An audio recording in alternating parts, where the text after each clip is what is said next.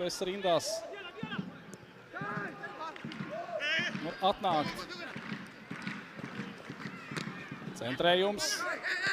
Sitiens, vārti. 80. minūte atnes rezultatīvu sitienu RFS vienībā, un viņi tuvojoties mača galotnei panāk 1-0. Tur arī rezervisti ieskrien. Ar pirmo, teiksim tā, vilni tika galā, bet no atkārtots sitiens.